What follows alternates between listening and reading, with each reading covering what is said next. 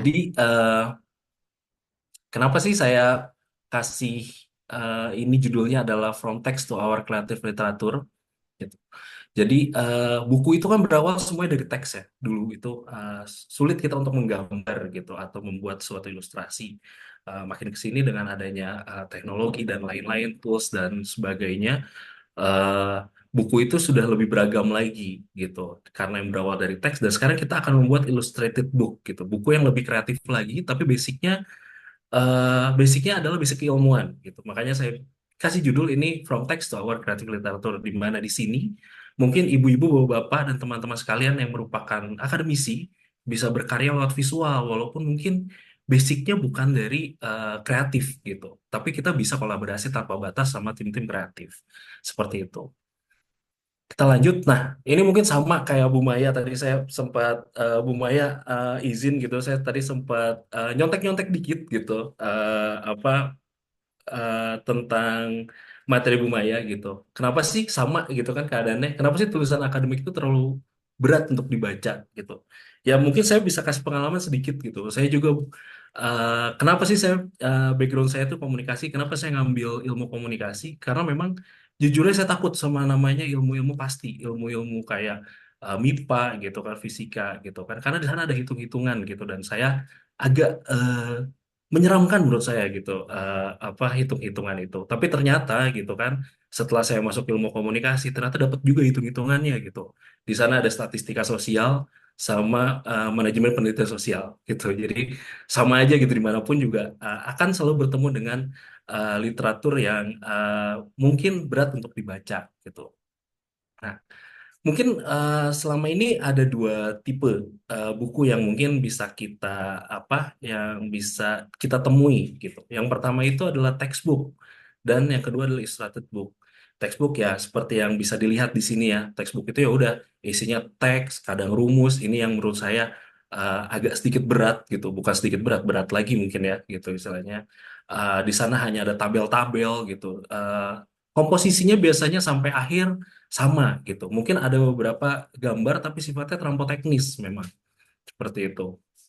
Nah, berbeda dengan illustrated book, illustrated book biasanya sudah kita lebih luas lagi cakupannya gitu dalam kita membuat karya gitu kan. Di sana ada beberapa jenis-jenis ilustrasi, jenis-jenis visual gitu yang bisa membantu kita untuk mencerna isi dalam buku tersebut gitu.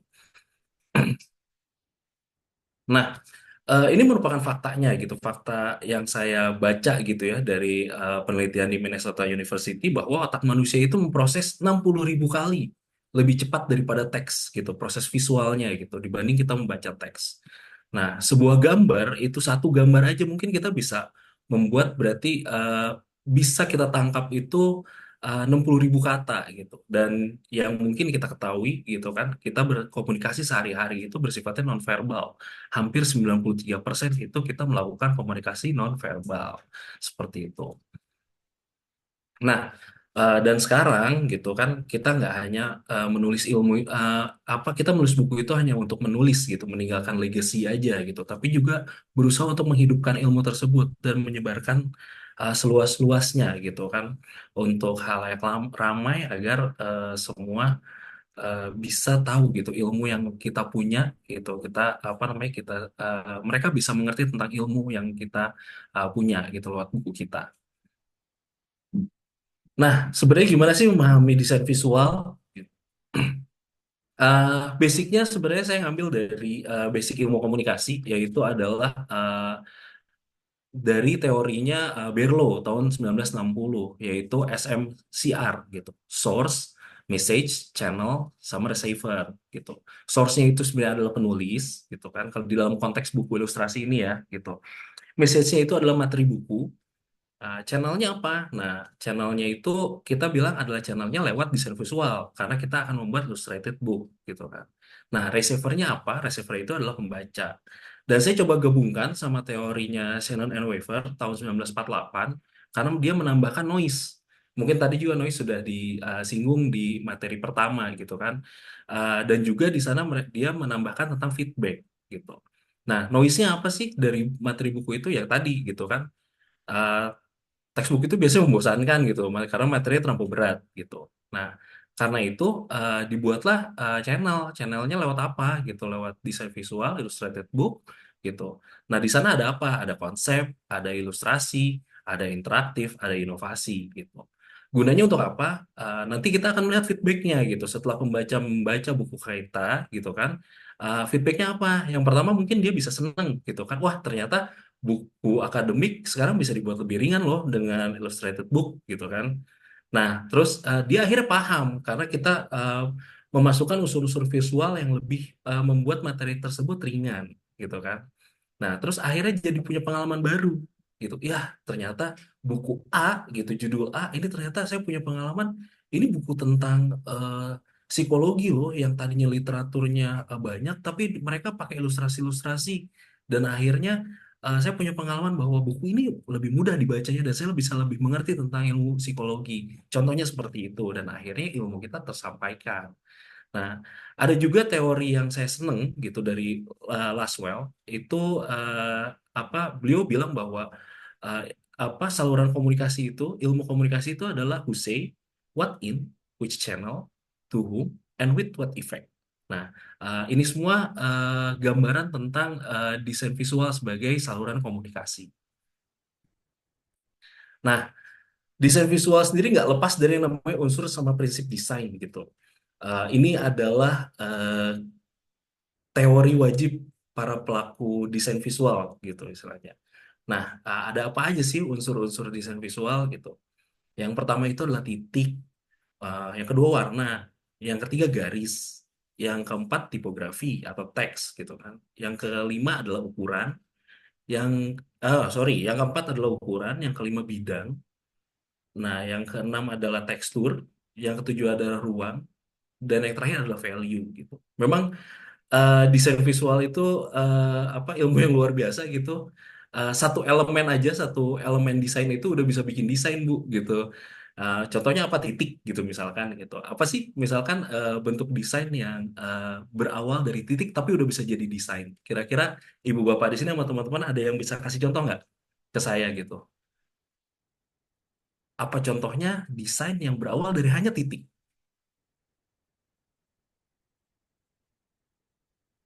Oke, mungkin kalau mungkin belum ada yang jawab, mungkin salah satunya kalau misal kalian pernah teman-teman di sini atau bapak ibu pernah lihat bendera Jepang, bendera Bangladesh, gimana desainnya? Itu hanya ada bulat merah dan putih. Bangladesh sendiri hijau dan merah kalau nggak salah gitu ya. Itu kan awalnya adalah titik sebenarnya gitu istilahnya satu elemen saja gitu dan akhirnya dia bisa jadi desain gitu. Nah bendera-bendera negara itu adalah salah satu hasil karya desain sebenarnya seperti itu. Jadi memang ilmu desain luar biasa gitu. Jadi cuma satu unsur aja itu udah bisa gitu. Nah mungkin aplikasinya saya langsung ke aplikasinya aja di unsur desain visual gitu kan. Yang pertama warna. eh, Gimana sih cara kita apa namanya bisa memahami warna gitu di desain gitu. Yang pertama itu kita harus tahu hierarki colornya gitu, istilahnya pengaturan prioritas visualnya gitu. Dan yang jangan dilakukan adalah terlampau banyak warna dalam desain tersebut gitu. Salah satu contoh yang di awal yang warna eh, teal ini, warna Tosca gitu. Ini kan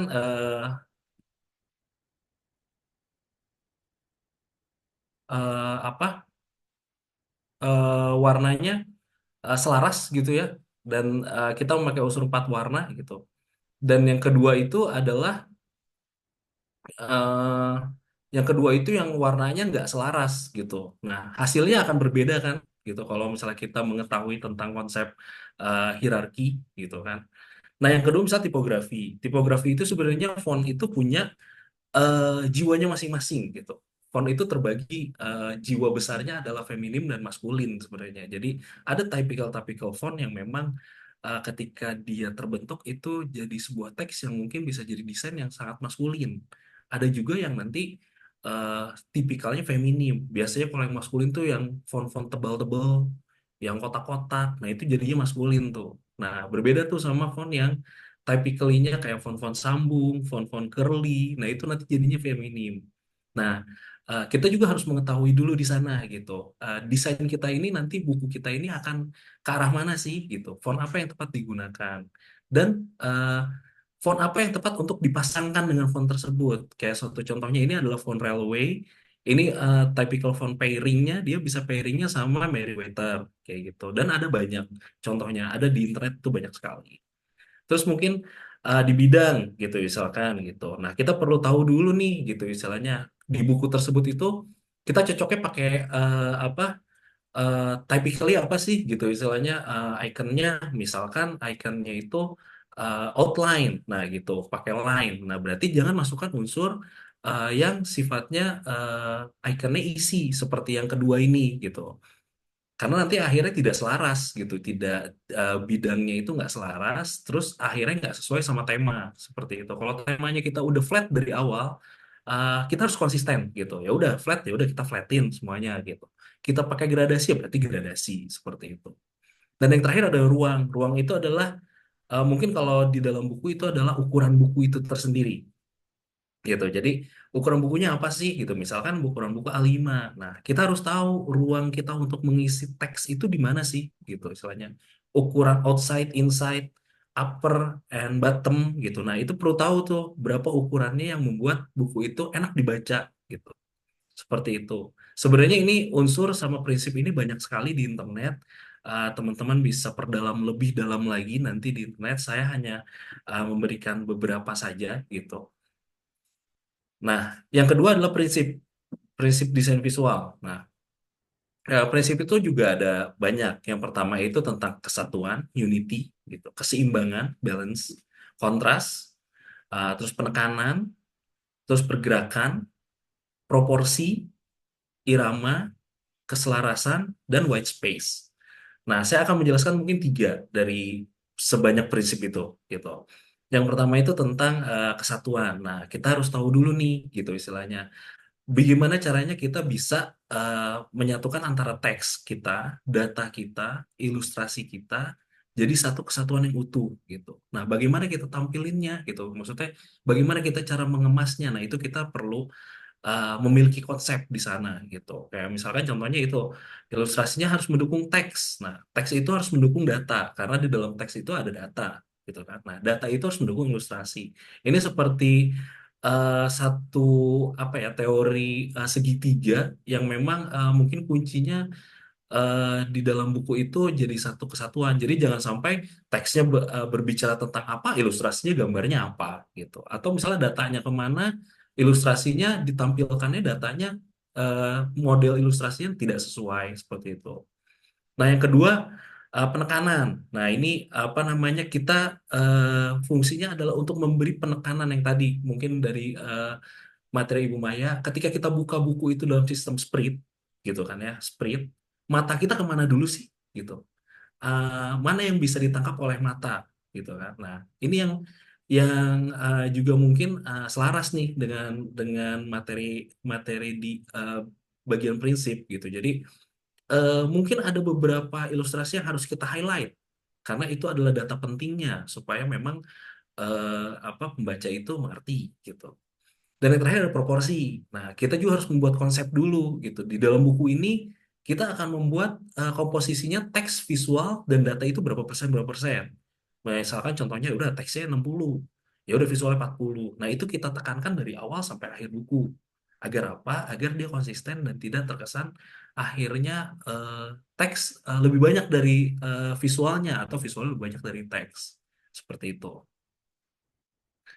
Nah, kenapa sih gitu visual penting? Tadi juga di materinya Ibu Maya juga kita sempat berbicara tentang cognitive load. Itu sama gitu. Karena fungsinya ilustrasi adalah merangkum dari data yang begitu banyak dalam satu ilustrasi gitu. Kayak misalnya dan juga kalau yang pertama itu kalau saya tambahkan itu adalah konsep abstrak. Jadi misalkan ketika kita dapet teks, kadang kita selalu membayangkannya abstrak gitu. Ini bentukannya seperti apa sih? Eh, apa alur prosesnya seperti apa gitu. Nah, dengan dibuat ilustrasi itu akan membantu kita eh, jadi lebih tahu oh konsepnya nih seperti ini gitu. Salah satu contoh nih yang saya bikin di bawah, misalkan ini tentang materi tentang metamorfosis kupu-kupu gitu kan. Dibaca satu paragraf, wah agak bingung juga gitu. Ini konsepnya dari mana sih gitu istilahnya gitu. Tapi dengan kita rubah menjadi ilustrasi, itu akan ketahuan gitu. Oh, ternyata uh, dari awal itu adalah telur, telur itu seperti apa gitu. Terus lalu tahap selanjutnya apa, tahap selanjutnya apa sampai jadi kupu-kupu dewasa. Kata-katanya pun, teksnya pun dipersingkat di sana agar orang lebih mudah menangkap. Nah, itulah kenapa fungsinya yang ketiga adalah tentang menyederhanakan data kompleks. Nah, terus kenapa penting yang keempat itu membangun koneksi emosional, daya ingat. Jadi yang tadi saya bilang dengan dia membaca illustrated book yang kita buat secara kreatif gitu ya, akhirnya dia ingat gitu. Oh, saya membaca bagan ini tuh di buku A loh gitu. Karena di sana apa ternyata lebih mudah dipahami gitu ilustrasinya. Nah, itu yang akhirnya kenapa akhirnya visual itu penting gitu untuk membangun koneksi emosional dan daya ingat. Dan yang terakhir balik lagi universal gitu. Siapapun bisa melihat gambar, siapapun bisa membaca gambar gitu. Siapapun juga biasa lebih senang sama gambar gitu dibanding kita membaca teks seperti itu. Nah, pada akhirnya desain itu sebenarnya kesimpulannya bukan untuk mempercantik, tapi untuk mempermudah berpikir dan mengingat gitu. Dalam kasus illustrated book, ya kita membuat ilustrasi agar pembaca lebih mudah berpikir dan mengingat. Oke, nah ini kita udah masuk ke tahap kolaborasi gitu. Nah, kenapa saya kasih judul The Three Musketeers of Illustrated Book antara penulis, desainer, dan ilustrator. Mungkin ibu-ibu, bapak-bapak di sini tahu tentang film Three Musketeers ya. Mungkin adik-adik dan teman-teman di sini juga tahu gitu. Eh, Tahu kan kompaknya mereka bertiga gitu kan ya dalam menghadapi misi-misi di film-film mereka gitu kan. Nah, itu yang kita bangun gitu untuk kita membuat illustrated book di mana ketiga pihak ini gitu punya latar belakang yang berbeda. Penulis biasanya latar belakangnya akademisi, desainer itu adalah desain grafis dan ilustrator itu biasanya orang seni gitu. Nah, selama ini banyak buku-buku ilustrasi yang menurut saya ketika saya baca dan saya lihat gitu, wah ini ada yang kurang nih, ada yang ini. Kenapa sih gitu? Karena ya selama ini selalu kendalanya adalah ini. Kenapa sih kita nggak pernah sejalan gitu? Saya juga dulu seorang book designer gitu ya. Kadang merasa kurang sejalan gitu sama penulis gitu. Kok penulis yang tadi dibilang ya, penulis ngasih aja gitu naskahnya ya udah dibikin bagus aja mas, misalkan gitu. Terus ilustrasinya ya eh, gimana mas aja gitu.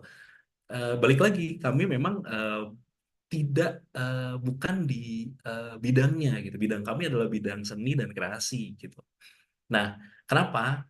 Saya coba rangkum gitu, saya coba mikirin gitu, kenapa sih kita nggak pernah sejalan gitu kan? Nah, yang pertama itu penulis itu lebih fokus ke materi buku, ya kan? Saya tahu menyusun buku dan naskah itu udah perlu effort gitu kan? Apa namanya bab per babnya harus bikin kerangka paragraf dan lain sebagainya, mengembangkan dan lain sebagainya. Gitu. Terus juga sibuk untuk revisi naskah ke redaksi nih. Biasanya kalau untuk buku-buku yang sudah mulai masuk ke penerbitan gitu. Jadi revisi gitu. Akhirnya untuk masalah keindahan dan masalah inovasinya itu kurang gitu. Dan yang ketiga yang mungkin karena kegiatan akademisi atau kegiatan lainnya gitu. Saya paham misalkan ibu-ibu dan bapak-bapak dosen itu ada kegiatan lain kan, mengajar gitu dan lain hal sebagainya. Atau penulis yang lain punya kesibukan lainnya. Nah, di sisi kami gitu, di sisi saya nih yang dulu jadi book designer gitu, eh, terlalu fokus sama layout sama sampul gitu. Karena dikejar balik lagi nih di poin ketiga gitu, dikejar deadline terbit gitu. Jadi apa namanya kita punya target gitu per orang itu kita harus terbit berapa gitu kan, menerbitkan buku berapa. Jadi ya udah dikejar deadline terbit gitu sama dikejar revisi dari redaksi gitu kadang baru revisi di bab 1 sampai 3 masuk lagi 4 sampai 5 gitu sistemnya seperti itu jadi kita juga untuk membuat eh, layout buku yang baik juga terkadang itu suka kita nomor dua kan seperti itu. Nah yang terakhir dari sisi ilustrator. Nah, saya punya teman ilustrator jadi saya juga sempat nanya-nanya sih gitu pengen tahu gitu kesulitan dia apa ya memang karena memang banyaknya order akhirnya mereka fokusnya adalah ke kuantitas gitu jadi bukan lagi terbatas dari materinya seperti apa untuk kita terjemahkan ke ilustrasi gitu. Nah yang kedua kadang point of view-nya masih di Illustrator gitu. Menurut Illustrator ini bagus, tapi menurut pembaca mungkin belum gitu. Menurut Illustrator ini udah ngerti, saya udah ngerti dengan menggambar ini gitu. Tapi ternyata dari sisi pembaca sebenarnya belum. Nah mungkin point of view ini yang kadang menjadi kendala gitu. Kendalanya masih di point of view di Illustrator. Dan yang terakhir kadang ilustrator itu karena basicnya adalah anak-anak seni, ya mereka punya idealisme gitu, yang memang itu jadi eh, dasar mereka untuk bisa membuat karya gitu. Alhasil eh, tiga pihak yang terkait ini nggak satu visi dan hasilnya karya bukunya tidak optimal seperti itu. Nah, tapi sebenarnya kita bisa kok sepaham gitu. Gimana sih gitu supaya bisa sepaham gitu. Nah, kalau saya punya ide gitu, saya kasih apa namanya kisi-kisi dikit gitu, bahwa sebenarnya seorang penulis itu bisa jadi art director, tapi DNA-nya ya gitu, DNA art director gitu. Kalau misalkan nanti writers jadi art director, waduh gitu istilahnya, jadi nanti apa namanya bisa jadi seorang pengarah. Sebenarnya bukan ke arah sana, tapi lebih ke arah DNA-nya gitu. Nah, mungkin kita pahami dulu apa itu art director. Kalau menurut Glintz gitu, art director adalah yang membuat keseluruhan desain untuk membuat proses serta memberi arahan kepada tim yang ikut bekerja sama dalam membuat layout ataupun artwork gitu. Tugas dan tanggung jawabnya banyak sebenarnya gitu. Cuma saya rangkum tiga yang paling eh, biasa gitu, paling common kita kerjakan gitu. Yang pertama itu menentukan bagaimana cara terbaik untuk mempresentasikan sebuah konsep secara visual. Nah, yang kedua itu meninjau dan menyetujui desain. Dan yang ketiga itu adalah bekerja sama sama tim desainer. Jadi sebenarnya kalau di tim desainer itu tim kecilnya itu sebenarnya art director, apa desainer, graphic design sama ilustrator. Gitu. Atau hanya art director sama desain grafis, atau hanya art director sama ilustrasi gitu, sama ilustrator gitu. Nah, dari hal ini, berangkat dari hal ini, saya coba untuk kasih DNA-nya kepada para penulis. Gitu. DNA art directornya yang kita kasih, DNA-nya adalah apa sih? Gitu. eh untuk mengarahkan kepada tim desain gitu ketika nanti Bapak Ibu berkolaborasi sama tim desain itu mungkin bisa menentukan konsepnya visual dengan apa dengan benchmarking. Benchmarking itu apa nanti kita bahas di slide selanjutnya.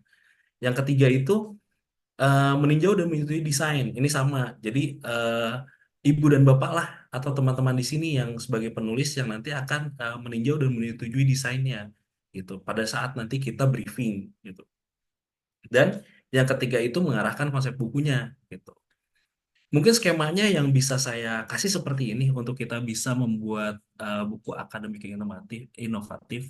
Nah, di atas itu ada penulis, ini bukan di atas ya, karena tadi Bu Maya juga bilang bahwa kita ini setara dalam tim gitu. Jadi ini lebih ke arah kita melihat point of view dari atas gitu.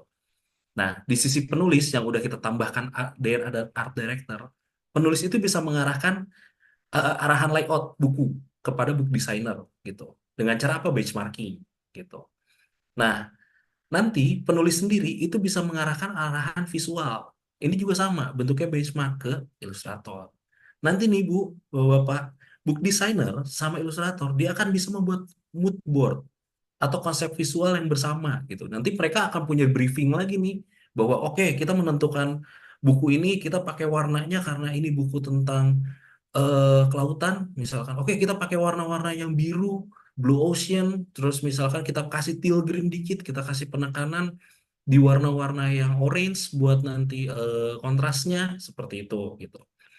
Nah, alhasil dari tiga pihak ini nanti akan saling menyumbang gitu, menyumbang keahlian mereka gitu.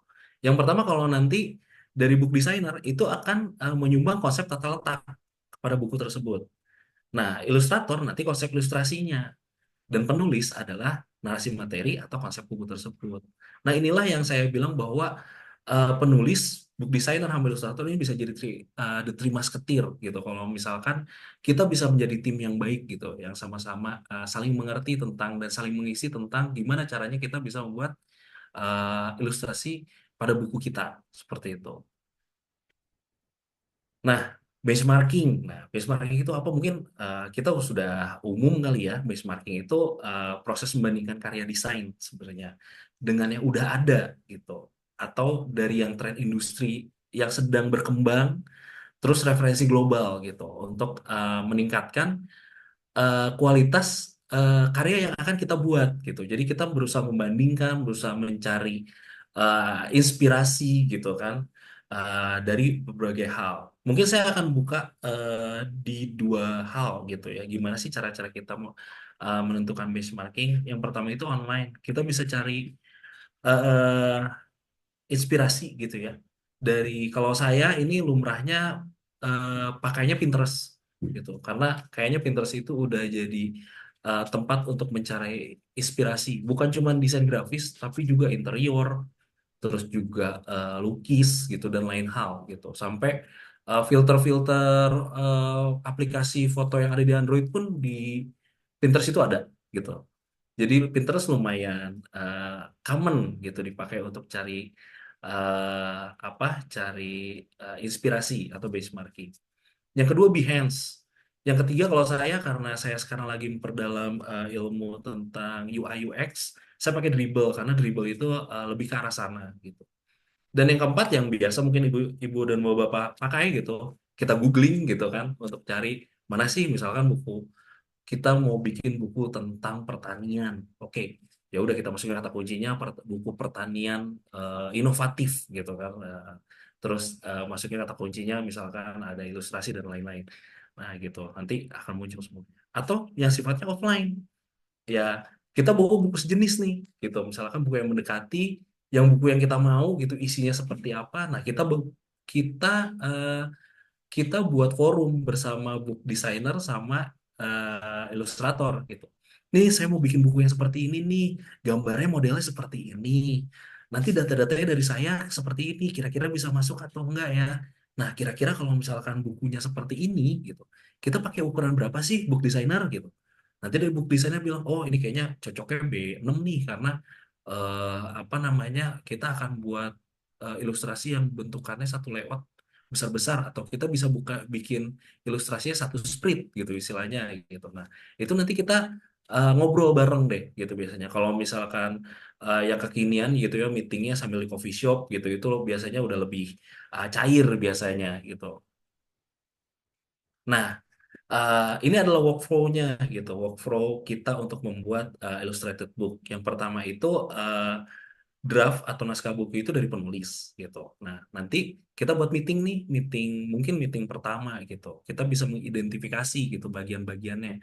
Mana sih yang perlu dibuat ilustrasi gitu, mana yang buat penekanan ilustrasinya seperti apa yang tadi saya bilang. Kita mau pakai warna apa. Biarkan tiga pihak ini mengembangkan idenya masing-masing gitu dan akhirnya disatukan dalam bentuk yang namanya penentuan visualisasi gitu.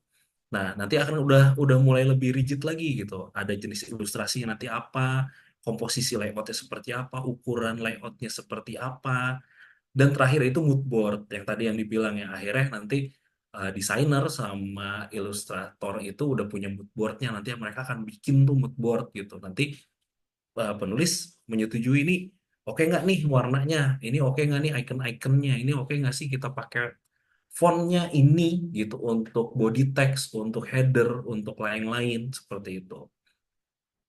Nah, lanjut setelah itu adalah prosesnya gitu.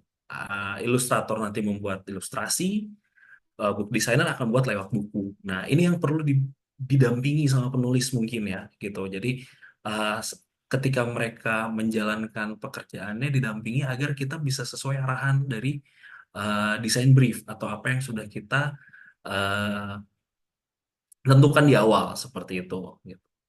Nah, setelah itu jangan lupa kita revisi bareng-bareng lagi gitu. Kita lihat lagi gitu kan sesuai nggak sama mood boardnya, ilustrasinya sesuai nggak sama briefing kita gitu. Layoutnya udah oke atau belum? Apakah fontnya kebesaran? Apakah oh terkadang nih, terkadang gini, apa yang kita lihat hasilnya di layar gitu, itu akan berbeda hasilnya ketika kita membuat hasil cetaknya gitu. Kalau memang bukunya ini untuk dicetak.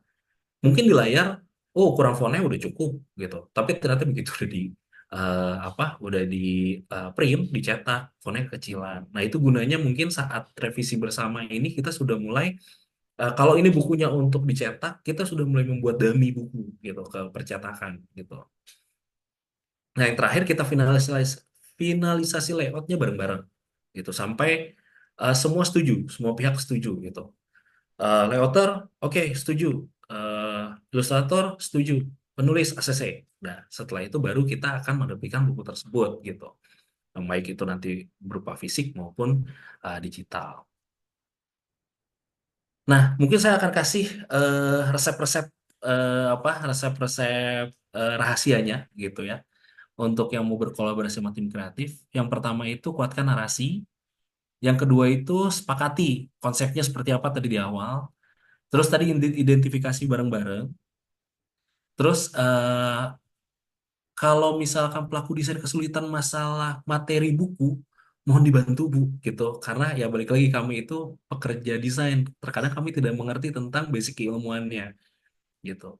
Terus bisa gunakan desain brief atau kita lakukan evaluasi secara berkala. Nah, yang tadi mungkin ya, yang mungkin jangan sampai kita lakukan yang tadi menyerahkan sepenuhnya tanggung jawab layout sama ilustrasi ke ilustrator sama desainer tanpa arahan. Itu nanti mungkin akan jadi kebingungan di kaminya seperti itu gitu. Terus revisi. Nah, ini ketika kita sudah membuat layout sama buku itu sudah sekitar 50 terus akhirnya revisi gitu. Misalkan wah ini kayaknya kita revisi aja nih masuk naskah baru gitu. Wah, jangan sampai itu gitu istilahnya karena kita sudah bekerja sampai 50% seperti itu. Terus atau mengubah bentuk ukuran ketika mungkin gitu. Kita sudah menerapkan gitu bukunya ukuran A4 begitu mungkin ibu bapak ke Gramedia kayaknya ternyata ada ukuran buku 20 kali 20 nih lucu juga nih bentukannya gitu. Akhirnya merubah itu. Nah, itu akan merubah nanti dari sisi layout sama di sisi ilustrasinya. Karena kan sudah dipatokkan misalkan di halaman ini ilustrasinya sprint gitu. Di ilustrasi ini setengah ke atas gitu atau misalnya setengah ke samping gitu. Nah, itu nanti akan berubah Bu semuanya gitu. Jadi ini mungkin resep-resepnya gitu untuk kita bisa berkolaborasi lebih baik lagi. Nah, pada akhirnya kesimpulannya adalah untuk hal ini buku gitu ya ilustrasi yang berkualitas itu adalah hasil sinergi dan simfoni kreatif dari kita pihak-pihak yang merupakan pihak-pihak dengan latar belakang dan peran yang berbeda seperti itu. Nah, mungkin ini udah masuk ke tahap teknis gitu kan ya jenis-jenis ilustrasi.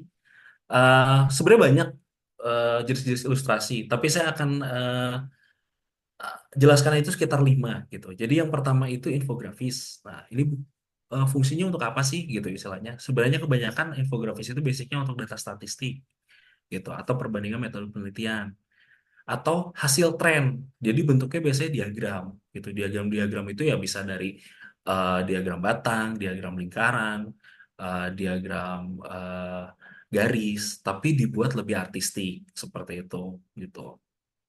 Nah, tipsnya gunain icon-icon sederhana aja. Jadi jangan pakai icon-icon yang rame. Nanti hasilnya ada orang akan melihat ikonnya dibanding melihat datanya. Kita tetap menampilkan datanya dari infografis tersebut. Terus jangan terlalu banyak pada tulisan juga atau angkanya. Jadi di-highlight aja angka-angka yang memang penting untuk di-highlight. Nah, tipsnya juga kalau data ingin kita perinci, pakainya tabel. Tapi kalau data ingin dipahami lebih cepat, pakainya infografis. Yang kedua itu konseptual diagram. Nah, ini lebih ke arah workflow sebenarnya. Jadi dipakainya biasanya untuk workflow, alur bisnis proses gitu kan, terus hubungan sebab akibat, atau model-model penelitian dan model-model teoritis yang memang dibuatnya bertahap. Tahap satu misalkan apa, tahap kedua apa, dan seterusnya gitu. Nah, tips praktisnya gitu, tetap kita gunain icon-icon sederhana yang memang langsung terlihat. Oke, orang mengerti. Melihat satu icon udah tahu, oh ini maksudnya adalah A gitu. Misalkan kita melihat icon apa namanya biasanya icon misalkan lampu, oh udah pasti ini tentang ide nih, tentang konsepnya gitu. Ketika sudah ke arah icon gear, udah berarti ini udah lebih ke arah teknisnya gitu.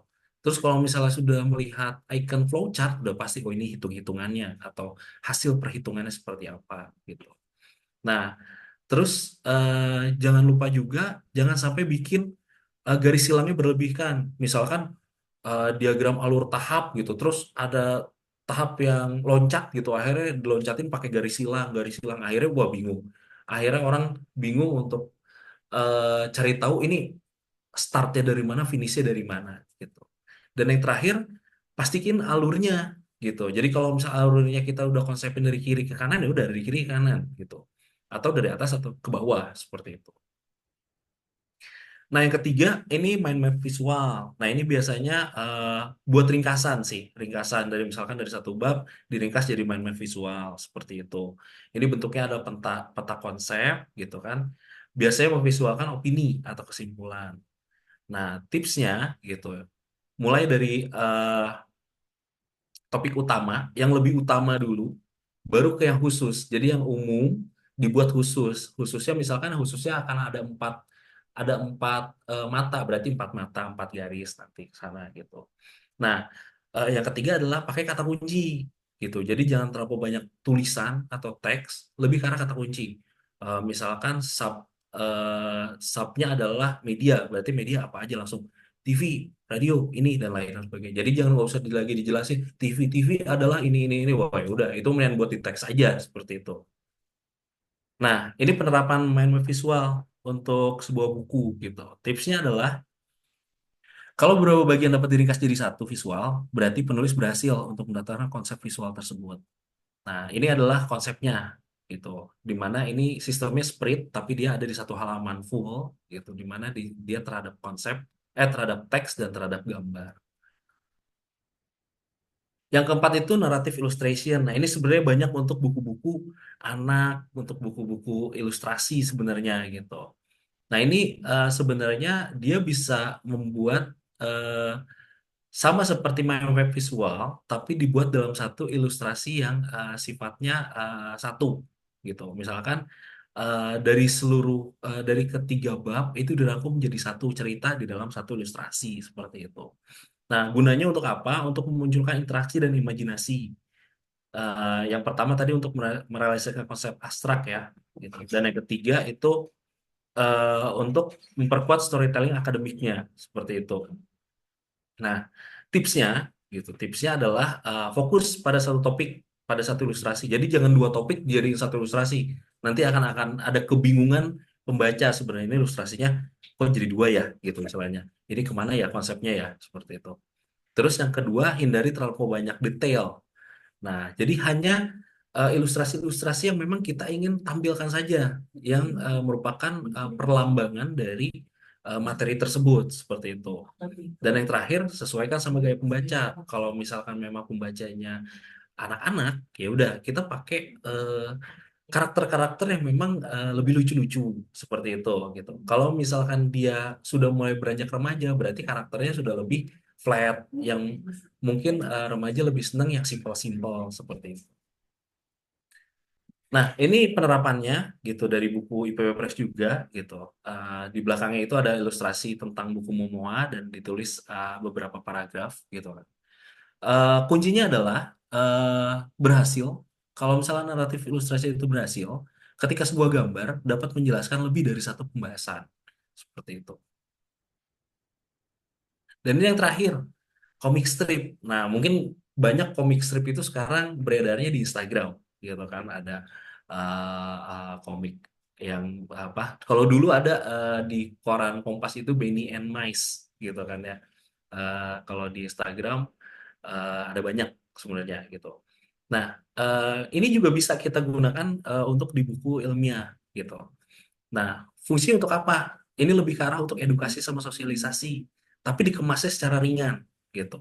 Untuk apa? Untuk membentuk hubungan emosional dan membentuk opini dan akhirnya jadi kebiasaan gitu. Nah, tipsnya itu gunain karakter sederhana aja sebenarnya gitu. Dialognya itu dipersingkat. Yang penting padat jelas tapi maknanya dapat gitu. Terus fokus gitu kan materinya fokus sama akurat secara ilmiah. Nah, ini bentuk penerapannya di buku. Jadi ini ada satu buku tentang motivasi gitu. Di setiap awal bab itu kita kasih comic strip sebagai rangkuman dari satu bab tersebut. Seperti itu. Nah, kata kuncinya gitu. Ketika komik dapat mengemas ilmu dan dapat dicerna secara santai oleh pembaca, berarti Anda berhasil untuk membuat komik strip tersebut di dalam buku ilustrasi. Nah, balik lagi, saya juga mungkin kasih resep rahasia gitu kan ya. Memilih ilustrasi yang tepat untuk konsep buku Anda. Tapi ini bukan jadi acuan ya, ini hanya sebatas opini dan yang biasa kami lakukan gitu istilahnya. Gitu. Jadi bukan suatu paten harus seperti ini, tidak. Nah, yang pertama itu kalau kita lihat dari berdasarkan dasar keilmuannya dulu, infografis itu buat apa sih? Oh ya udah, berarti basic ilmuannya misalkan karena dibentuknya data, ya udah kebanyakan statistik, ekonomi, sosial dan lain-lain gitu, informatika itu masuknya infografi. Nah, terus konseptual diagram. Oh, ini karena dia bentuknya adalah alur gitu, kebanyakan manajemen, ekologi. Nah, itu biasanya tuh pakai itu gitu. Terus mind map. Mind map itu karena lebih ke arah opini gitu kan. Nah, biasanya ilmu-ilmu hukum nih yang pakai gitu, humaniora gitu, terus sastra gitu. Terus ilustrasi gitu, ilustrasi naratif gitu kan. Nah, kebanyakan apa? Nah, ini kebanyakan buku-buku DKV itu kebanyakan tuh ilustrasi naratif tuh sama komunikasi gitu. Buku-buku psikologi juga karena kan membentuk nanti dia akan membentuk opini kan gitu. Dan sama komik strip itu kebanyakan juga buku-buku motivasi sama agama yang saya lihat ya gitu karena di sana biasanya dari empat jendela komik aja itu sudah ada maknanya gitu biasanya gitu. Misalkan kebiasaan hidup sehat misalkan ya udah di dalam empat strip itu udah memberi penjelasan gimana sih cara kita bisa hidup sehat seperti itu. Tapi balik lagi ini bukannya paten. Ibu-ibu dan bapak dan teman-teman bisa menggunakan semuanya gitu. Ketika memang dirasa eh, ilustrasi ini cocok untuk buku teman-teman dan satu buku itu bisa bercampur ya Bu ya. Jadi misalkan bisa infografis sama kita kombinasikan sama komik strip, bisa itu bisa macam-macam. Namanya juga kan kolaborasi tanpa batas. Yang penting balik lagi visinya adalah supaya pembaca itu bisa mengerti tentang konsep keilmuan yang ada dalam buku tersebut. Nah, yang kedua adalah kalau kita berdasarkan target pembaca, misal anak-anak kan senangnya sama gambar ya, gitu istilahnya mereka belum ada anak-anak yang lebih menangkap itu lebih dari gambar. Jadi kalau bukunya tentang anak-anak gitu, berdasarkan target pembacanya, ya udah lebih banyak komik strip sama naratif gitu. Kalau remaja nih mereka sudah mulai ini biasanya mau konsep di pikirannya wah kenapa ya ini bisa jadi begini kenapa ini bisa jadi begitu ya udah kita satuin tuh antara narrative illustration sama mind map visual. Nah kalau udah dewasa seumuran kita gitu istilahnya gitu kan udah pengennya yang simpel-simpel aja nih gitu yang penting ada datanya ketahuan angkanya berapa ya udah kita pakai diagram infografis atau yang ya udah yang penting kita udah tahu aja pengen tahu aja apa namanya alurnya dari A sampai Z gimana ya udah kita pakai diagram konseptual seperti itu. Nah, atau berdasarkan latar belakang. Nah, ini yang nanti yang agak unik nih nanti mungkin gitu. Misalkan eh, buat mahasiswa nih, buat buku-buku ajar, ya udah kita pakai mind map visual, tapi tipografinya kita modif pakai font-font yang lagi tren gitu. Sama warna dan temanya juga tema-tema yang lagi tren kayak gitu. Kalau peneliti sama praktisi gitu, ya udah biasanya karena mereka sudah sibuk sama kegiatan gitu, jadi mereka butuh info itu langsung apa ya, dibilangnya langsung to the point gitu. Ya udah, kalau pakai infografis berarti pakai flat icon, terus warnanya kontras gitu. Karena apa? Mereka butuhnya kontrasan data gitu. Misalkan, oke, warna angkanya itu harus kita lebih tebal dibanding warna tulisan pada ilustrasi tersebut. Gitu. Atau mungkin yang publik sifatnya umum. Kalau ini biasanya kan lebih ke arah kita membuat ilustrasi dengan kearifan lokal supaya apa? Supaya halayak umum mau gitu untuk membaca atau melihat ilustrasi kita. Misal ilustrasinya adalah tentang kehidupan bermasyarakat, misalkan gitu. Ya udah kita masukin unsur-unsur kearifan lokal.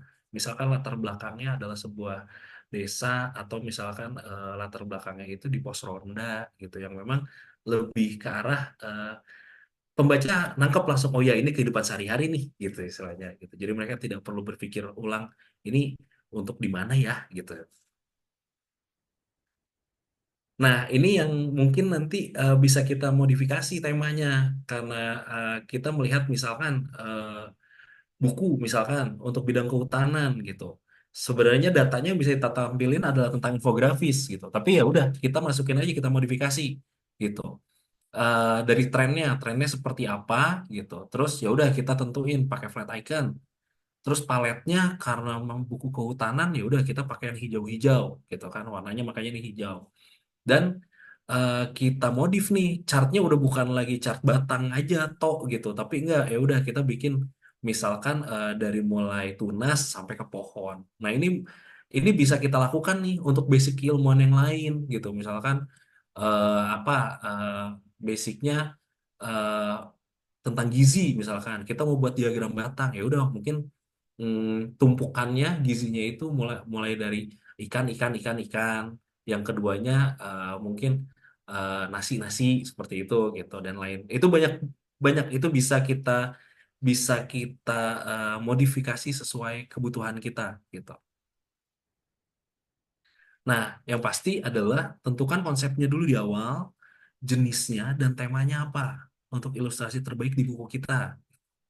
Jadi intinya kalau misalkan ilustrasinya bukan sekedar menarik aja gitu, tapi juga agar membuat pembaca tertarik gitu. Jadi menarik itu belum tentu bisa menarik pembaca gitu. Jadi kita harus tahu dulu nih pembaca tuh yang dibutuhin apa sih gitu untuk supaya dia tertarik gitu. Jadi memang point of view-nya juga udah bukan lagi di kita gitu. Nanti bukan lagi di tim kreatif dan penulis, tapi juga kita harus tahu dulu gitu istilahnya gitu di pembaca itu mereka lagi menginginkannya seperti apa sih disajiinnya gitu.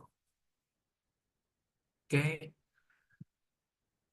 Nah ini mungkin pilihan software mungkin singkat aja kalau yang ini yang populer kita biasa pakai gitu kan ya. Kalau untuk graphic design ya mungkin ibu-ibu bapak di sini udah tahu yang paling populer itu adalah Canva gitu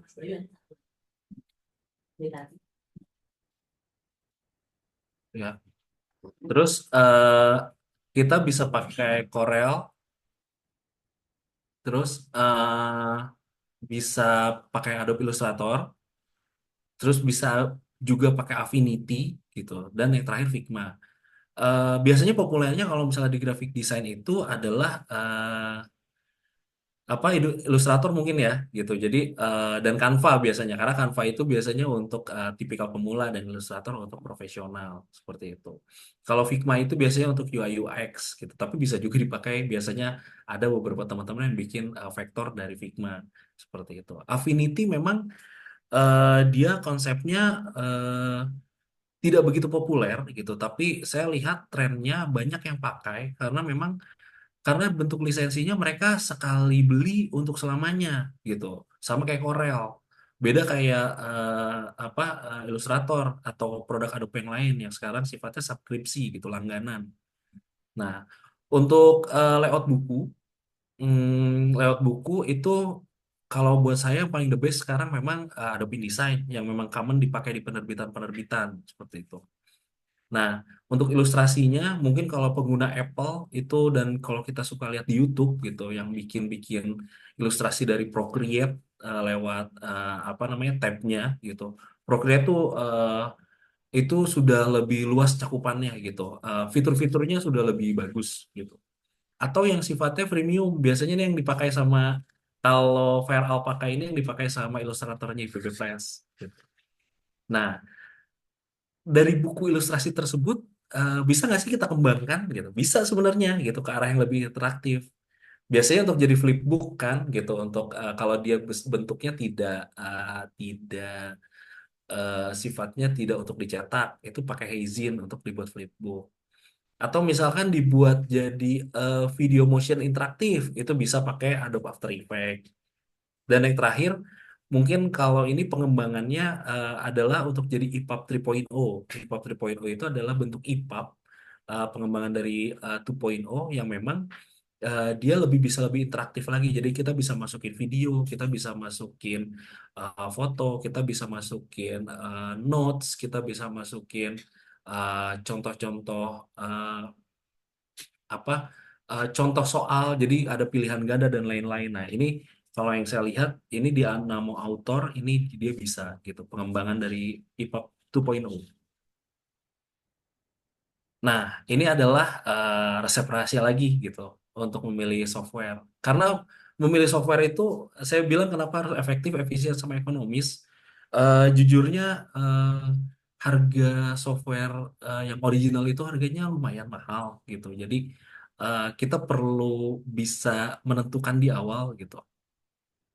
eh, apa yang pertama itu tentuin tujuannya dulu mau ngapain gitu. Yang kedua sesuaikan tingkat keahliannya gitu. Kalau pemula ya udah pakai ini. Kalau nanti udah bisa lebih profesional bisa pakai ini gitu.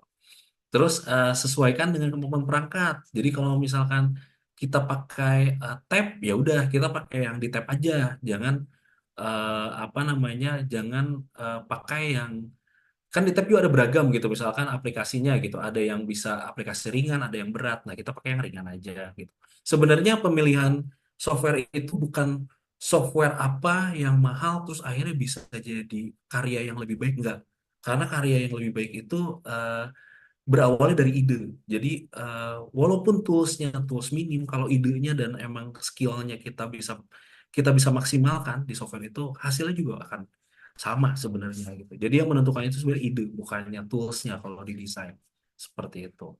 Dan yang terakhir ya itu pertimbangkan budgetingnya gitu. Kalau misalkan ya yang tadi ya beli lisensi mahal ya udah kita pakai open source saja seperti itu.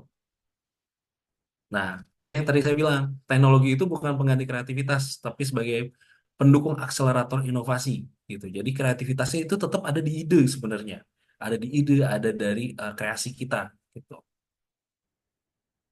Ini mungkin masuk sesi terakhir, etika visual hak cipta. Jujur saya bukan orang hukum, jadi karena hak cipta ini sebenarnya dekatnya lebih ke arah hukum gitu. Saya melihat dari sisi pengguna, pelaku pelaku di bidang tersebut gitu melihat hak cipta. Memang eh, beberapa kurun waktu sekarang ini Indonesia untuk segi hak cipta desain itu memang sudah lebih ketat karena sudah banyak desainer-desainer dan kreator-kreator yang sudah melek tentang hak cipta tersebut gitu. Ya ini berbarengan dengan banyaknya teknologi yang masuk ya, baik dari mulai kalau dulu gitu ya istilahnya kita ngedesain itu kebanyakan pakai Illustrator, ngedesain ilustrasi. Nah sekarang udah ada Canva yang lebih gampang gitu. Terus sifatnya templating seperti itu gitu. Terus juga dengan adanya AI, nah ini yang nanti kita akan bahas di di sesi ini ya gitu.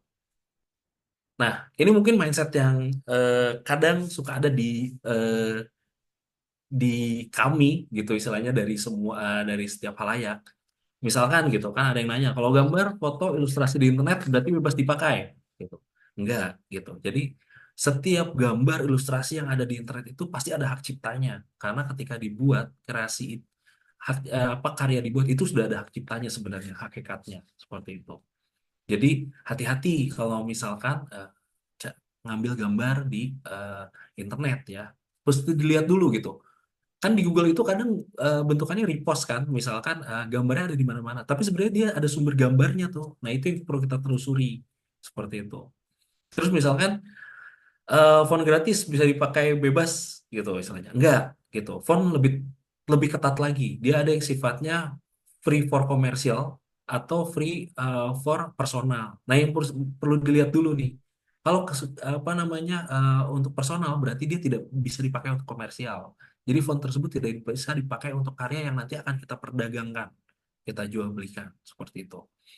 Terus, nah ini yang ketiga ya. Wah, udah canggih sekarang, apa-apa AI generate aja gitu istilahnya. Tinggal masukin misalkan di chat GPT nanti bisa jadi ilustrasi atau di generate yang lain. Nah, ini yang kami sampai saat ini saya gitu, terutama saya juga lagi belajar lebih dalam lagi gitu tentang lisensi di AI gitu. Karena apa? Yang saya lihat eh, kita ambil contoh beberapa tahun yang lalu pernah ada AI generate yang sifatnya kayak komik Ghibli. Nah, mungkin teman-teman di kayaknya di Lebaran tahun berapa gitu ya, itu ada generate Ghibli itu gitu. Nah, kreatornya sendiri di sana di Jepang sana, mereka sendiri juga mengeluhkan tentang generate tersebut karena ternyata gitu, katanya katanya gitu istilahnya itu belum ada lisensinya gitu. Nah, itu kan karena AI berusaha untuk memiripkan karyanya dari yang sebenarnya Ghibli itu yang sudah ada lisensinya. Nah, itu hati-hati dengan AI generate. Sampai hari ini saya jujur nggak pernah generate gitu, karena menurut saya masih abu-abu lisensinya seperti itu gitu. Kalaupun kita generate itu sebagai draft awal aja, bukan untuk publish seperti itu. Nah, yang terakhir ini juga yang selalu dibilang di internet kalau gratis berarti bebas untuk komersial, enggak gitu. Selalu baca tentang lisensi dari setiap karya tersebut seperti itu. Nanti kita bahas di slide selanjutnya. Nah, mungkin yang kita lihat adalah tentang Creative Commons gitu. Ini juga saya juga coba pelajari lebih dalam gitu tentang Creative Commons. Sebenarnya ini adalah lisensi yang memang apa namanya diciptakan sebagai yang kita bilang ya, setiap karya itu sebenarnya udah ada lisensinya ketika karya tersebut dibuat gitu.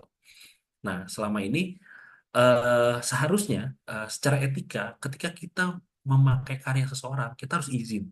Izinnya dengan cara apa? Yaitu biasanya mencantumkan sumber, mencantumkan atribusi, atau kita harus membayarnya seperti itu. Nah, dengan adanya Creative Commons memang akhirnya ini sebagai jembatan gitu, bahwa kreator sama pengguna itu pengguna bisa menggunakan apa karyanya kreator tanpa harus meminta izin. Tapi mereka punya empat kriteria. Yang pertama itu kalau misalnya dibilang CC itu maksudnya lebih ke arah Creative Commons. Nanti akan ada nih setelah CC itu ada apa gitu. Misalkan CCBY gitu misalkan. Nah, berarti artinya apa? Wajib mencantumkan nama pencipta karya. Berarti ketika kita mengambil gambar tersebut, kita harus cantumin sumbernya dari siapa. Seperti itu. Terus nanti ada SA, yaitu share alike gitu.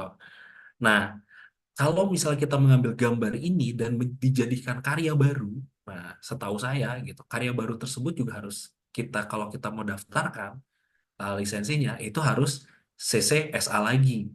Jadi nggak boleh langsung jadi CCND gitu. Karena di sini syaratnya adalah harus menggunakan lisensi yang sama saat didistribusikan ulang. Seperti itu. Nah, kalau NC itu berarti nggak boleh buat tujuan komersial, jadi berarti ini untuk pribadi saja gitu. Dan non derivatif itu yang nggak boleh dirubah. Jadi ya udah, kalau misalnya gambarnya A, kalau misalnya kita mau gunain, ya udah gambarnya itu tidak boleh dimodifikasi. Nah, ini jenis-jenisnya. Jadi kalau ada satu lagi namanya CC0. CC0 itu adalah tanpa hak cipta. Jadi ini benar-benar kayak domain publik gitu, bebas digunakan tanpa atribusi. Jadi kalau kita pakai itu tidak perlu cantumin kreatornya. Terus CCBY tadi ya bebas digunain, dimodifikasi dan untuk komersial. Syaratnya wajib mencantumkan kredit atau sumbernya dari siapa kreatornya. CCBYSA berarti itu bebas digunakan dan dimodifikasi, tapi harus menggunakan lisensi yang sama saat dibagikan lagi gitu. CCBY dan ND berarti boleh digunakan termasuk komersial, tapi tidak boleh dirubah sama sekali. Dan CCBY NC itu boleh dimodifikasi, tapi tidak boleh untuk komersial.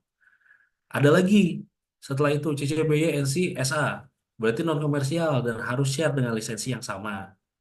Jadi sifatnya udah jatuhnya pribadi. Dan CCBYND itu tidak boleh komersial dan tidak boleh diubah seperti itu.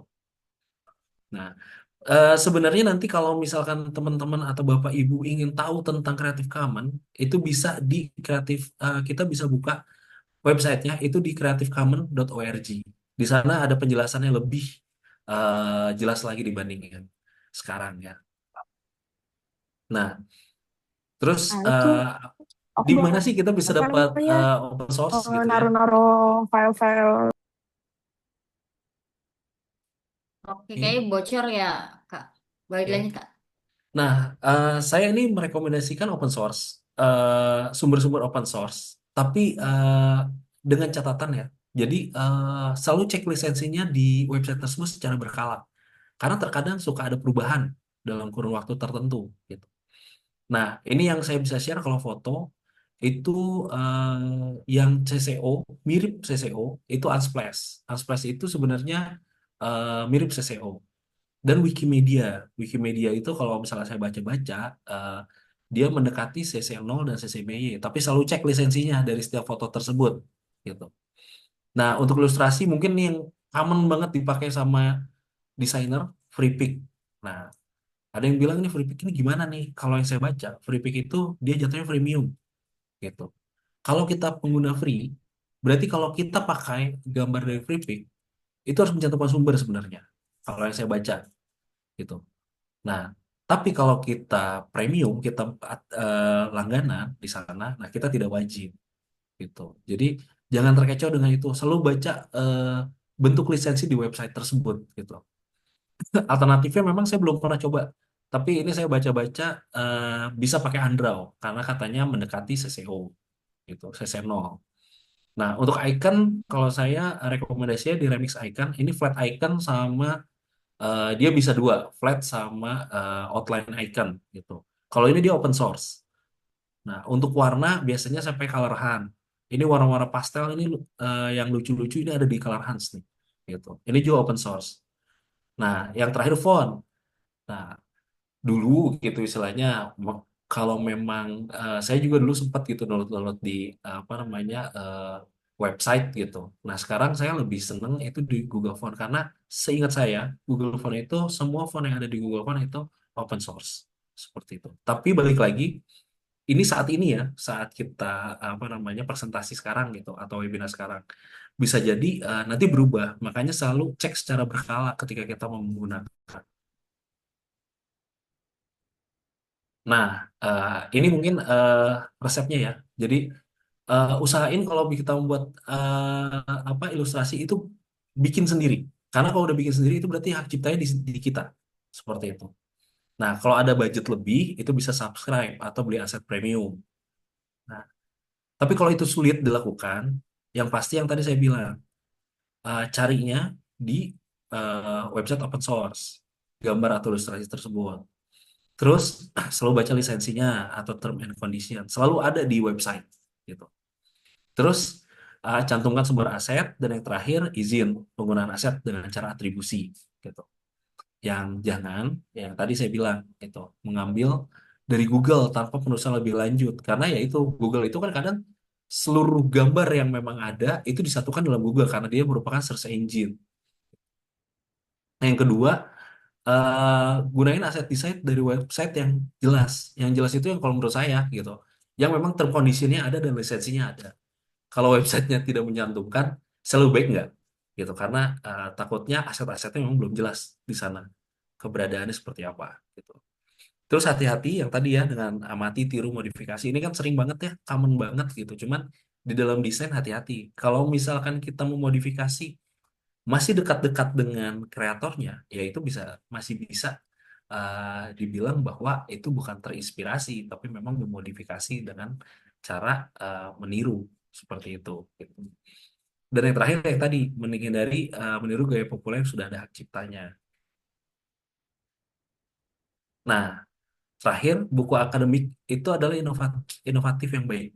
Buku akademik inovatif yang baik bukan hanya terkandung kebenaran ilmiah, tapi juga beretika dalam berkreasi. Jadi etika-etika desainnya juga kita tidak boleh kesampingkan untuk hal-hal yang berhubungan sama buku-buku akademik yang sifatnya ilustrasi. Nah, ini mungkin ringkasannya sebelum kita akhiri sesi ini. Gitu. Kalau ilustrasi atau visual itu sebagai sarana pemikiran. Nah, kolaborasi yang nanti kita lakukan itu adalah kunci dari kualitas sama kuantitas. Ide dan kreasi itu adalah inovasi dari buku tersebut.